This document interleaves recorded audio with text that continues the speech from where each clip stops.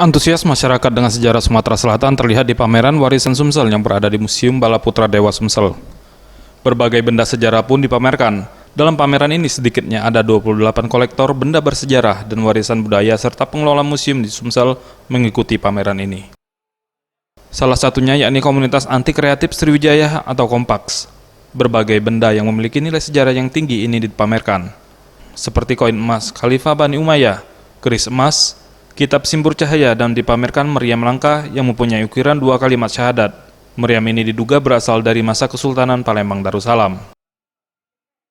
Hirmeyudi, anggota Kompaks, mengatakan, kegiatan seperti ini harus sering diadakan. Selain menjadi sumber edukasi untuk para remaja sekarang, kegiatan ini pun sebagai bukti kebesaran Palembang dan Kerajaan Sriwijaya itu memang ada.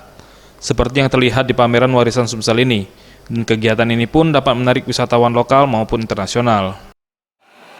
Ya karena itu tadi, kalau kita mau maju, jangan berada di posisi nyaman. Memang hal ini nggak nyaman. Selama ini sering ditakut-takutin bahwa benda-benda ini kalau terlihat diambil. Tapi hal itu bukan sekali kita lakukan. Ternyata, ya antusias. Ya kalau kita siapa lagi? Kalau tidak sekarang apa lagi? Kita mau melihatkan bahwa kebesaran Palembang dan Sriwijaya itu memang ada. Tim Liputan Sriwijaya TV.